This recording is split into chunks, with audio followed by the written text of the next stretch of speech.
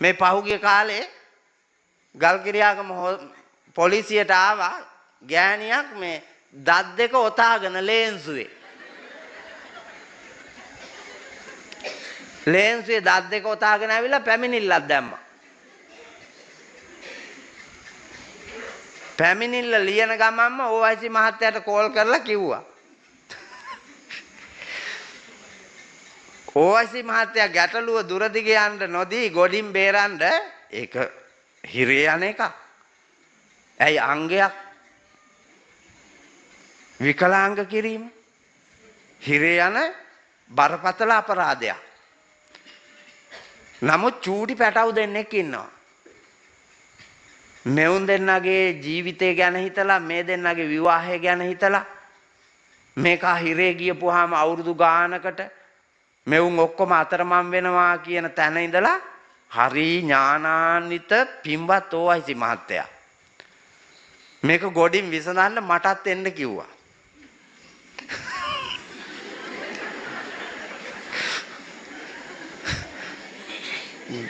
ගෑනු ගැන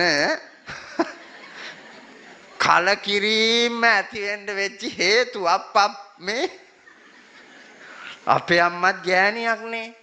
මගේ අක්කන්ඩි මගේ නංගිලා තුන් දෙනා ගෑනුමනේ. අපේ අයියන්ඩිලා මල්ලිලා ගෙනල්ලා ඉන්නේ ගෑනුනේ. ගමකට සෙනග අපේ පවුලේ. ඇයි 10 දෙනෙක් බැන්දහම 20ක් නේ අප්පා. හිතලා බලන්නකෝ. ඒ 9 දෙනා බැන්ද 18යි. ඒ 18 දෙනා පැටව දාලා දැන් ඒ පැටවුන්ගේ පැටව. අපේ අම්මා දරුවෝ මුණුපුරෝ දෙමුණුපුරෝ තුමුණුපුරෝ දැන් වයෝවෘද්ධයි හොඳටම. මරණාධාර සමිතිය ඕනේ නැහනේ අපිට. ගමක සෙනග ඉන්නවා. උඹලට හෙන්න ගහපු පිට්ටනියවා. වඳ බහැපු හෙන්න ගහපු පිටිය වාගේ. අර මරාපේ උන් හිටියන මොන්න තරම් ලස්සන අයෝමය පුරුෂයෝ වෙන්න ඇද්දනේ. කරුමේක මහත ඉතින් කරන්න දෙයක් නැහැ. වල්කමට කරපුවා විපාක දෙන තැනක් තියෙනවා.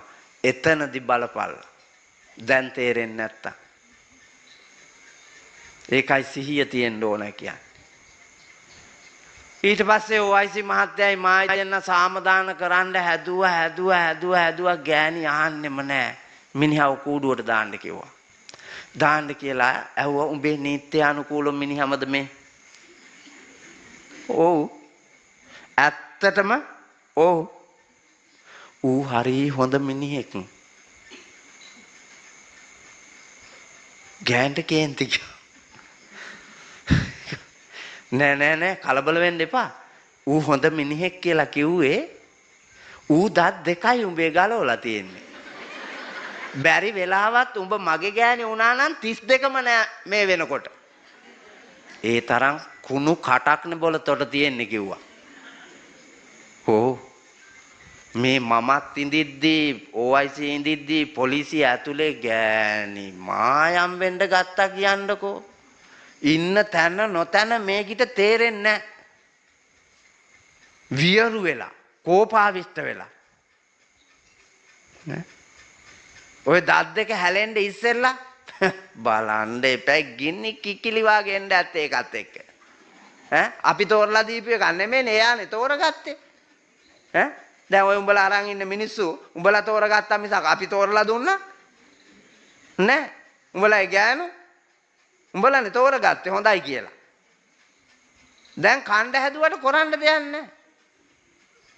ගලපගෙන මැරෙනකම් ප්‍රීතියෙන් යන්න උපායශීලී වෙන්න ඕන. උපක්‍රමශීලී වෙන්න ඕන. ඒකට බුදුහාඳුරු අනුදැන වදාලේ පයෝග සම්පත්තිය.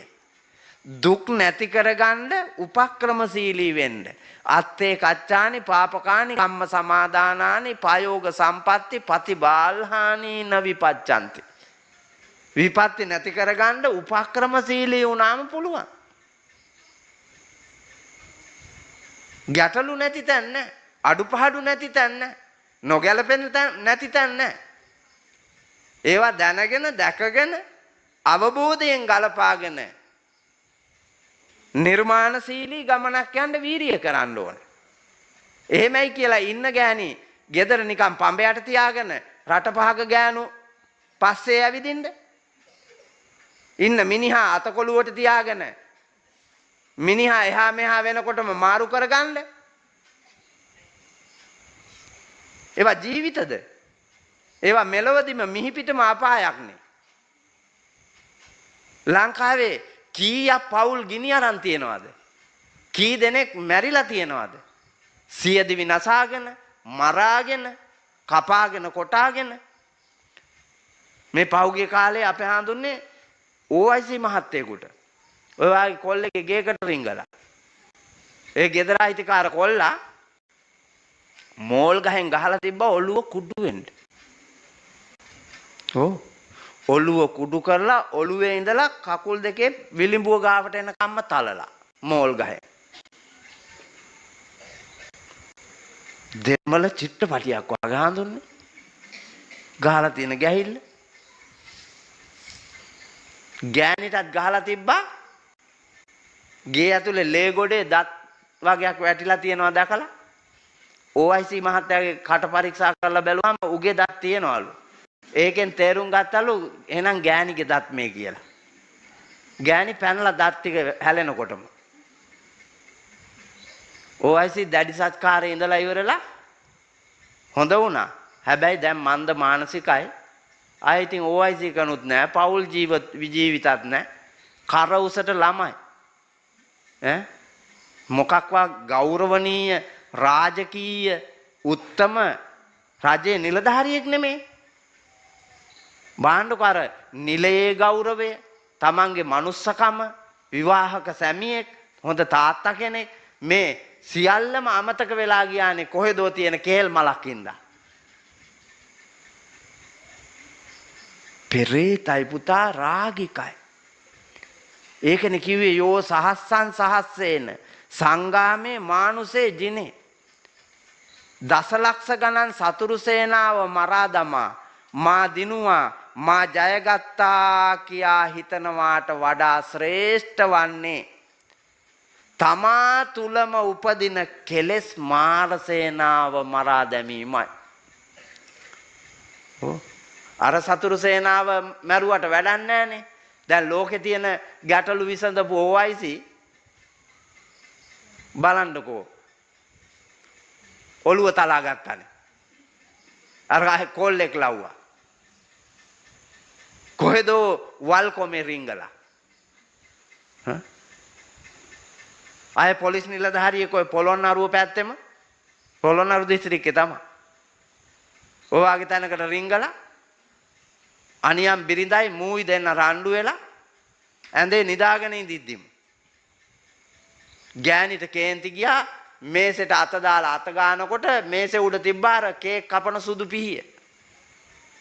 දකුණු අතට පිහිය ආවුණා, වම් අතට මිනිහගේ වටිනා කෑල්ලක් අහුණා, මුලින්ම කපලා විසික්කා.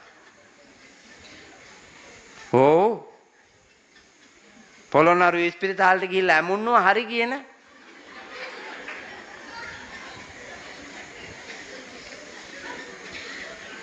කෑල්ල ඇමුන්නුවාට බලන්න පවුල අමුන්නන්නේ කොහමද ආයේ?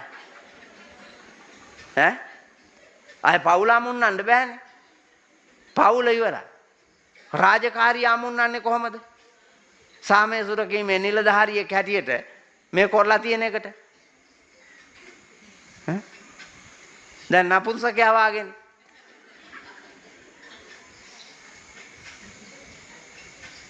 ඛේදනීය සිද්ධි හාඳුන්නේ යට ගිය දවස බරණැස් නුවර බ්‍රහ්මදත්තනන් රජුරු කෙනෙකුන් රාජ්‍ය කරන කල්ලි නෙමෙයි. මේ දවස මේ හෙළ දීපයේම ඕන තරම් තියෙනවා ජාතක කතා කියන්න. එමට කතන්දර මේ අපේ ඇස් ඉදිරියේ පේන්න තියෙන සුරංගනා කතා, අතීත කතා යට ගිය දවස අපි දැකලත් නැහැ, බරණැස් නුවර ගිහිල්ලත් නැහැ, බ්‍රහ්මදත්ත ඇවිල්ලත් නැහැ. හැබැයි මේ මිහිපිට පේන්න තියෙන ටික බලාගත්ත අම්මද ගොඩ පිටියේ වුවම ඇති. වෙන මොනවත් ඕනේ බලන්නකො වීදියක් ගානේ කාමර ඇත. මොකාටද නිදිමත? ඔය හැටි කාමර වලට රිංගලා බුදියන්ඩ මොකාටද එච්චර නිදිමත පාරේ යන?